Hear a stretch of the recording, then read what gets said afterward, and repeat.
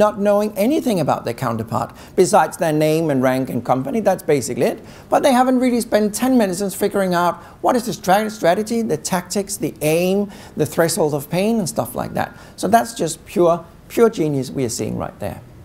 This is my newest book. It hasn't actually originally been launched yet. It's going to be launched the end of this week. But I brought a few copies, so you can actually, if you want to, buy it at the booth, IACCM booth here tomorrow. Tim has been so friendly actually reviewing the book, and I didn't pay the guy, but he was pretty happy with it.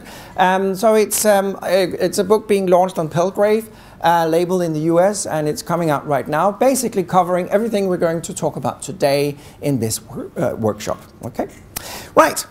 Now, a lot of people are telling me there's major cultural differences in the world. When you're getting into a negotiation or collaboration, my God, if you're coming from Spain, going to Singapore, there's a major cultural difference. And I very often just say, nope. I don't agree. I don't think there's a cultural difference between Singapore and Spain. I don't think there's a cultural difference between Korea and the UK. I don't think there's a cultural difference between Vietnam and Italy. Do you agree with me? Everybody's the same, basically?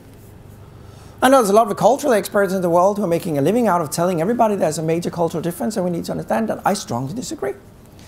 Now, very often when I go to Korea, Vietnam, Malaysia, the US, Mexico, whatever, I meet people who are educated at the same university as I am. They've had the same lectures as I had. They've been reading the same books as I'm offering my students. They're basically having the same background. So do you know what? Everybody's basically preaching the same philosophy in management today because everybody's reading and studying the same thing. We have actually, the Center for Negotiation at Copenhagen, we've actually discovered, and hang on guys, that the cultural clash between a man and a woman coming from the same country is way bigger than a cultural clash for a European to meet an Asian. How about that, guys? Have we got any women in the room right now who's ever tried to negotiate with a man? Have you ever tried that? Was it horrible? Well, you can share if you want to. No, of course it's not.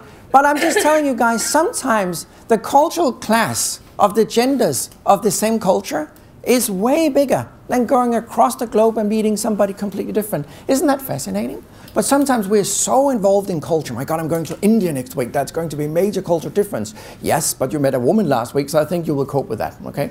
Oh, by the way, guys, we know exactly which gender is the best negotiator. Is it a man or a woman? Okay, you know what? You can think about that. I'll reveal that at the end. And you have a break where you can discuss it with each other as well, okay? And let's see how that works. Good. I was just thinking,